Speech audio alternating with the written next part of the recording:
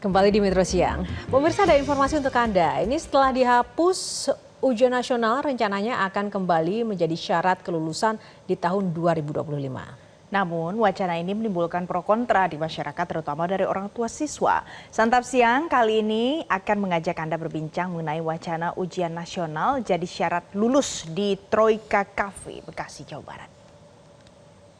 Nasional yang sempat dihapuskan rencananya akan kembali diadakan sebagai syarat kelulusan. Perubahan kurikulum pendidikan di Indonesia tampaknya membuat masyarakat cukup kebingungan. Nah, Santap Siang kali ini akan mengajak Anda untuk berbincang dengan sejumlah masyarakat mengenai wacana ini. Tapi siang ini kita akan ngobrol sambil makan karena saya sudah ada di Troika di kawasan Bekasi, Jawa Barat. Makanan apa saja yang layak untuk Anda cicipi? Ikuti kami.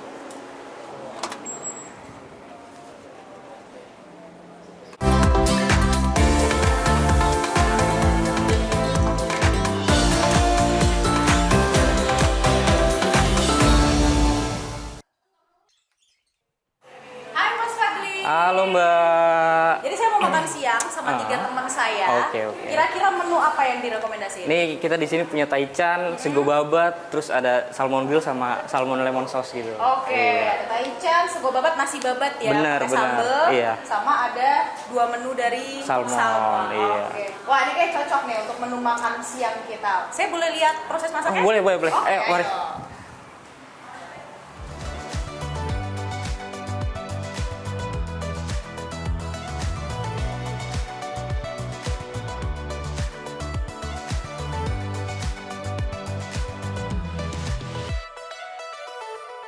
Nah, itu makanannya datang nih.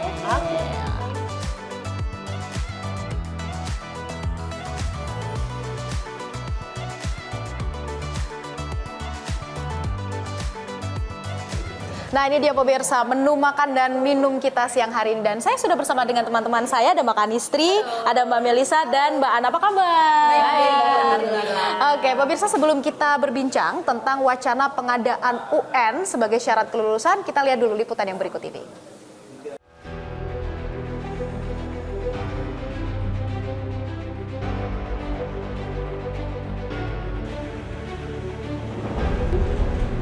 Setelah dihapuskan di tahun 2020, ujian nasional atau UN, wacananya akan kembali diadakan sebagai syarat kelulusan di tahun 2025. Wacana ini tentu menimbulkan pro dan kontra di tengah masyarakat. Menanggapi hal ini, Menteri Pendidikan Dasar dan Menengah Abdul Muti menyatakan belum memutuskan apakah UN akan kembali diadakan sebagai syarat kelulusan atau tidak. Akan melakukan diskusi dengan para peneliti dan pengambil kebijakan terkait dengan UN itu. Jadi masih kita evaluasi dan kita coba nanti keputusannya setelah kita evaluasi. Ya. Sementara itu, pengamat pendidikan Retno Listiarti dengan tegas menolak pengadaan kembali ujian nasional dengan berbagai alasan. Menurutnya, ujian nasional berpotensi meningkatkan stres bagi siswa. Anak-anak yang menggunakan sistem nilai, sebenarnya justru keadilannya tidak ada. Kenapa, Bu? Anak-anak ini yang nilai ujian nasionalnya tinggi, pasti bimbel ya. Anak yang bimbel tuh anak yang kaya, yang punya uang. Anak-anak miskin enggak.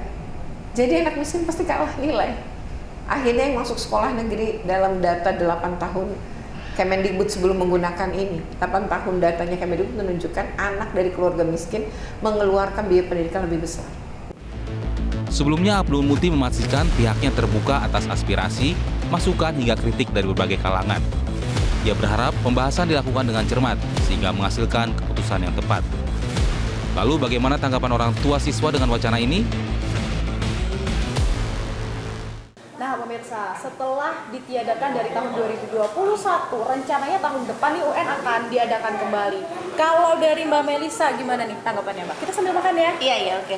Kalau saya kebetulan anak saya itu belum pernah mengalami UN karena yang pertama itu kan kelas 3 SMP, jadi waktu kelas SD-nya itu belum pernah mengalami UN. Tapi kalau ditanya pendapat saya, apakah UN perlu dilaksanakan? Menurut saya belum perlu. Kenapa? Belum perlu karena hasil kerja keras belajar anak dalam beberapa tahun belajar tidak mungkin ditentukan dalam 3 hari aja. Kondisi 3 hari itu kan bisa aja dia ada masalah pribadi atau sakit. Jangan sampai menjadi kegagalan bagi anak gara-gara 3 hari itu tidak siap. Tapi kalau misalnya seperti option tidak naik kelas atau naik kelas, menurut saya tetap sebaiknya ada ya, biar ada jiwa kompetisi juga dari anak-anak gitu. Karena selama ini kan untuk kenaikan kelas ini semuanya naik ya. Selalu ada remedial. Jadi anak ini Biasanya. kurang kompetitif. Kurang kompetitif, kurang ada target belajarnya harus kemana. Jadi mikirnya mungkin anaknya ada remedial seperti Oh, itu. jadi bergantung sama Betul. remedi-remedial. Jadi mereka merasa tidak akan gagal dari segi nilai. Oke, kalau Mbak Kadistri? Kalau aku kebetulan anakku tuh belum akan waktunya UN ya gitu. oke. Cuman melihat kondisi seperti sekarang juga banyak pro dan kontra. Jadi juga saya masih melihat pendapat-pendapat dari parents gitu ya, kira-kira sebaiknya seperti apa sih gitu. Dan saya juga banyak bertanya gitu seperti ke Mbak Ana ya gitu, yang sudah mengalami anaknya, ada yang sudah pernah mengalami UN dan kebetulan juga tidak mengalami UN gitu. Jadi Lengkap ya?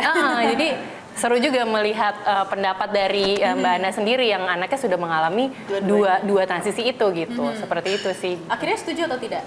Kalau saya sih di posisi yang tidak bisa bilang setuju atau tidak kayak itu. Karena seperti yang saya bilang tadi gitu, saya masih banyak melihat pendapat dari para orang tua sih gitu. Kalau Mbak Ana ini kan backgroundnya sebagai dosen ya.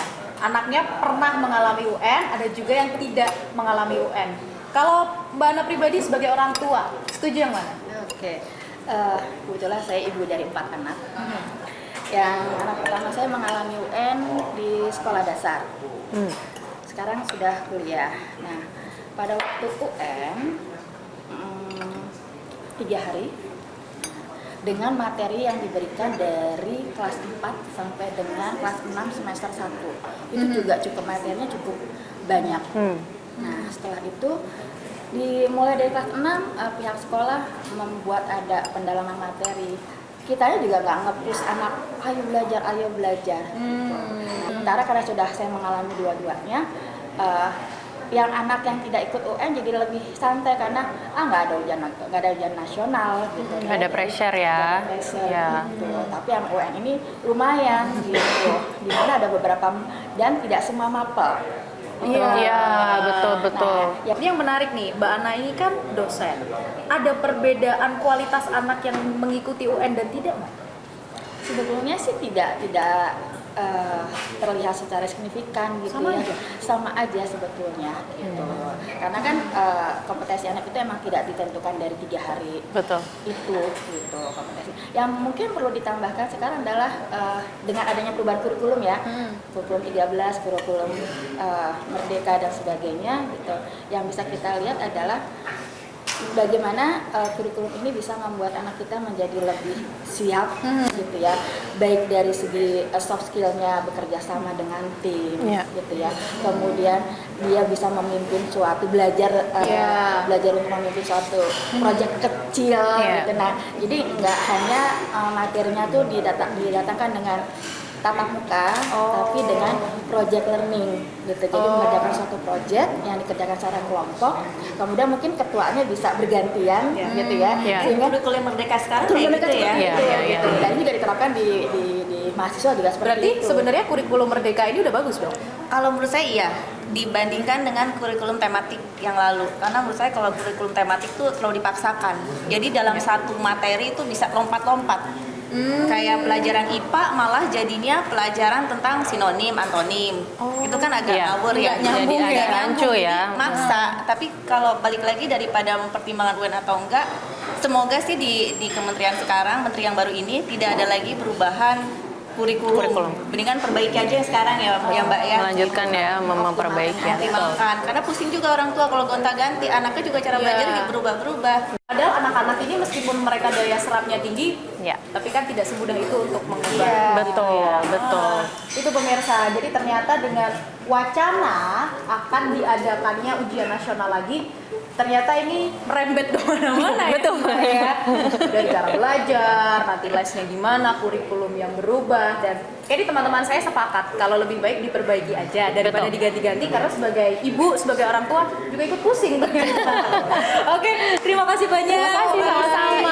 Lisa, Mbak Ana yang sudah berbincang dengan kami di Santap Siang hari ini. Dan itu dia pemirsa perbincangan kami dengan sejumlah masyarakat, ibu, orang tua, bagaimana pendapat mereka tentang UN yang akan diadakan kembali. Kalau menurut Anda setuju atau tidak? Sampai jumpa. Kita makan? Ayo.